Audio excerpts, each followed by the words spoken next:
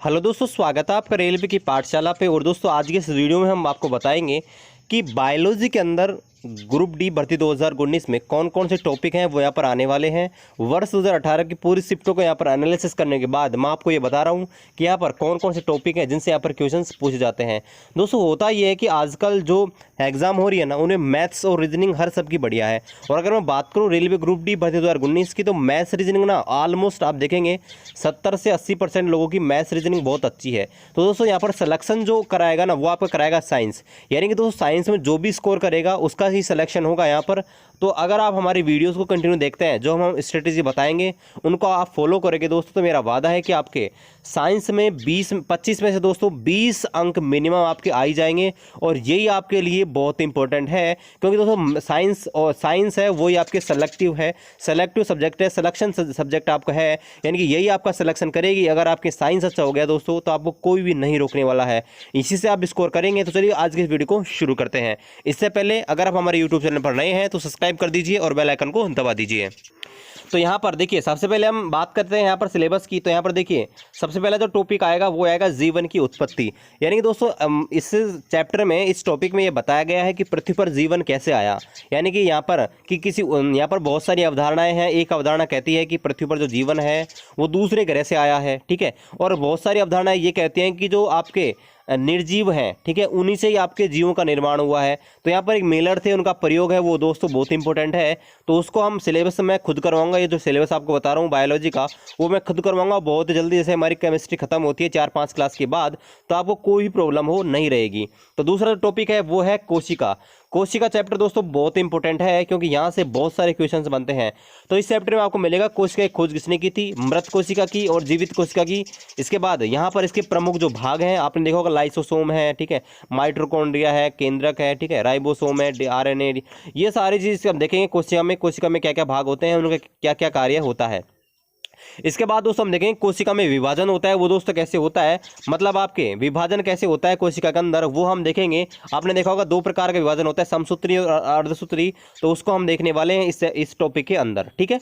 उसके बाद जो मोस्ट इंपोर्टेंट टॉपिक आता है दोस्तों, बहुत ही इंपॉर्टेंट है, छोटा सा, लेकिन बहुत क्वेश्चन ऐसे पूछे गए हैं। अगर आप हमारे प्रीवियस ईयर साइंस क्वेश्चन देख रहे होंगे तो वहाँ पर आपने देखा होगा उत्तक वाले चैप्टर से हर शिफ्ट में 2 क्वेश्चन मिनिमम आ रहे हैं। तो इस चैप्टर में देखेंगे उत्तक क्या होते हैं, टिश्यू क्या होते हैं, टिश्यू कितने प्रकार के होते हैं, ठीक है। उसमें देखेंगे अलग अलग टिश्यू है वो क्या कार्य करता है। इसमें हम देखेंगे जाइलम, फ्लोएम, पेरेन्काइमा, स्क्लेरेन्काइमा, कोलेरेन्काइमा, ठीक है, एपिथेलियल, ये सारे उत्तक हैं, सबके बारे में हम देखेंगे क्या क्या कार्य होता है। आप देख रहे होंगे यहाँ पर मैं प्रीवियस क्वेश्चन करा रहा हूँ, तो उनमें क्वेश्चन है बहुत ही रिपीट हो रहे हैं, ठीक है। इसके बाद दोस्तों हम देखेंगे जीवों का वर्गीकरण, ठीक है। तो जीवों का वर्गीकरण आर.एच. व्हिटेकर ने किया था, आपको पता होगा 5 जीव जगत में उन्होंने डिवाइड किया था यहाँ पर जो भी जीव हैं उनको। और उनमें दोस्तों आपके होते हैं मोनेरा, प्रोटिस्टा, फंजाई, प्लांटी और एनीमेलिया, ठीक है। ये 5 जीवों में उनको 5 भागों में बांटा गया था। जो भी जीव हैं पृथ्वी पर, जो भी जीव पाए जाते हैं उनको 5 भागों में बांटा गया। तो हम सबके बारे में देखेंगे, मोनेरा क्या होता है, प्रोटिस्टा क्या होता है, फंजाई क्या होता है, प्लांटी, एनीमेलिया, इनमें कौन कौन से जीव आते हैं, ठीक है। एग्जाम्पल हैं दोस्तों बहुत इंपॉर्टेंट है, पूछ ले जाते हैं कि केंचुआ किस ग्रुप से आता है, ठीक है। और यहाँ पर इनके भी उपभाग बांटे गए हैं, आर्थ्रोपोडा है, मोलास्का है, ठीक है, ये उनके उपभाग होते हैं, जिम्नोस्पर्म, एंजियोस्पर्म। तो वो सारे के सारे है ना दोस्तों बहुत इंपॉर्टेंट है। और सबसे जो कमजोरी होती है ना किसी भी स्टूडेंट की, वो इन्हीं चैप्टर में होती है। ये वाला चैप्टर जो वर्गीकरण चैप्टर है, इसी में दोस्तों सबकी कमजोरी होती है। तो इसको आप हमें बहुत बेसिक तरीके से आपको पढ़ाएंगे, आपको कोई प्रॉब्लम नहीं होगी। चलिए इसके बाद इस चैप्टर के बाद आता है द्विनाम पद्धति। आपने देखा होगा यहाँ पर देखिए कोई भी आपका जीव होता है उसका द्विनाम दिया गया है। जैसे हमारा जो वैज्ञानिक नाम है मानवों का, है ना, वो है होमोसेपियंस। तो ऐसे भी किसी भी वनस्पति है उसका दोस्तों यहाँ पर द्विनाम दिया गया है। और ये आपके कार्ल लिनियस एक वैज्ञानिक थे, कार्ल लिनियस, उन्होंने यहाँ पर दिया था द्विनाम पद्धति। तो यहाँ पर बहुत सारे क्वेश्चन पूछ जाते हैं। यहाँ पर देखिए जैसे आम का पूछ जाता है मैग्नीफेरा इंडिका, ठीक है। उसके बाद पूछ जाता है कि मटर का पाइसम सटाइवम। इसके बाद आपका बहुत सारे गेहूं का होता है टिटिकम एस्टाइवम, ठीक है। ऐसे आपको सबके बहुत सारे होते हैं जिनके यहाँ पर पूछ ले जाते हैं, तो वो आपको ध्यान रखने हैं। तो वो हम चीज़ें इसमें डिस्कस कर लेंगे इस चैप्टर में, ठीक है। उसके बाद दोस्तों यहाँ पर अगला जो चैप्टर आता है, अगला टॉपिक आता है, वो आता है सजीवों में प्रमुख क्रियाएं, ठीक है। सजीवों में यहाँ पर देखेंगे सिर्फ हम पौधों में, ठीक है, पौधों में देखेंगे पौधों में पोषण कैसे होता है, पौधों में पाचन कैसे होता है, श्वसन कैसे होता है, परिसंचरण कैसे होता है, उत्सर्जन कैसे होता है, जनन आपने देखा होगा, जनन कई प्रकार का होता है पौधों में। आपने देखा होगा बाइनरी यानी कि द्विखंडन है, बहुखंडन है, ठीक है। उसके बाद में कायिक प्रबंधन है, अमीबा में मुकुलन होता है, बडिंग होता है। वो सारे जो टॉपिक है दोस्तों इस चैप्टर के अंदर है, सजीवों में प्रमुख क्रियाएं उसके अंदर है, ठीक है। उसके अलावा पेड़ पौधों में आपने देखा होगा पोषण कैसे होता है, प्रकाश संश्लेषण के माध्यम से, ठीक है। तो वो सारी चीज़ें हम इस चैप्टर में देखेंगे, ठीक है। इसके बाद दोस्तों यहाँ पर ये आपके थे यहाँ पर ये वाले चैप्टर थे, ये आपको क्लास 9 में मिलेंगे एनसीईआरटी के में। और इसके बाद जो चैप्टर है वो दोस्तों आपके क्लास 10 के हैं। तो यहाँ पर देखिए पहला जो चैप्टर उसमें आपके भोजन के बारे में दिया गया है, भोजन कितने प्रकार का होता है, आपके संतुलित भोजन होता है, असंतुलित भोजन होता है, कार्बोहाइड्रेट, वसा, प्रोटीन, विटामिन, खनिज, कुपोषण, इनके बारे में दोस्तों दिया हुआ है इस चैप्टर में। उसके अलावा यहाँ पर कुपोषण के बारे में बताया गया है, प्रोटीन कुपोषण से आपके कौन कौन से रोग होते हैं, मेरेस्मस, ठीक है। और आपने देखा होगा यहाँ पर मेरेस्मस रोग होता है, ठीक है। और आपने प्रोटीन से कौन कौन से रोग होता है आपने देखा होगा, विटामिन ए से, विटामिन बी से, विटामिन से, अलग अलग रोग होते हैं उनके बारे में हम पढ़ेंगे। उसके अलावा यहाँ पर हम पढ़ेंगे कि खनिजों से कौन कौन से रोग होते हैं, अगर हम हमारे शरीर में आयरन की कमी हो जाता है, आपने देखा होगा एनीमिया रोग हो जाता है, तो वो हम चीज़ें देखेंगे, ठीक है। कैल्शियम की कमी होगी तो क्या हो जाएगा, तो वो चीज़ें हम देखेंगे।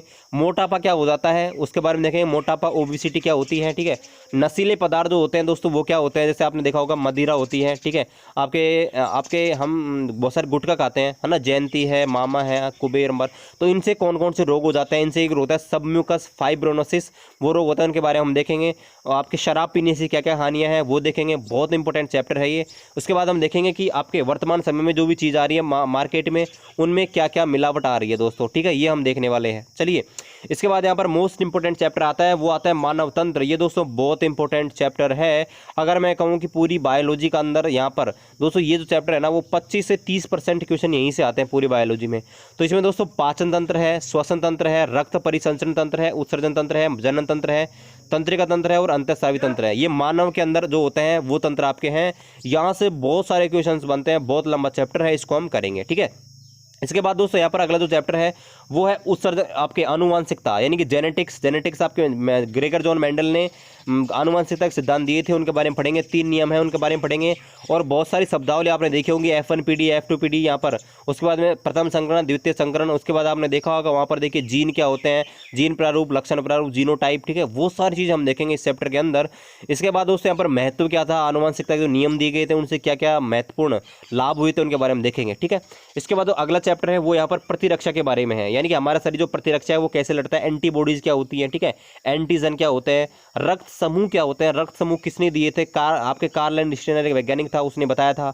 RH कारक क्या होते हैं, सबसे पहले ब्लड ग्रुप किसमें मापा गया था, ब्लड किसमें डोनेट किया गया था, वो सारी चीज़ें दोस्तों इसमें देखेंगे। इसके अलावा इस चैप्टर में हम देखेंगे कि रक्तदान क्या होता है, कि कैसे हम दूसरों को ब्लड डोनेट करें, ब्लड डोनेट करते समय क्या क्या सावधान रखनी चाहिए। और दोस्तों ऐसे हम पूरा जो बायोलॉजी का सिलेबस है वो यहाँ पर कंप्लीट करेंगे। तो आशा करते हैं आपको जो सिलेबस वाला वीडियो है ये आपको बहुत अच्छा लगा होगा। तो सब्सक्राइब कर दीजिए अभी से, और पूरा सिलेबस हम यहाँ पर कवर अप करेंगे, कोई प्रॉब्लम आपको नहीं छोड़ेंगे। चलिए फिर मिलते हैं आपसे अगली क्लास में, अगले वीडियो में। तब तक जय हिंद, जय भारत।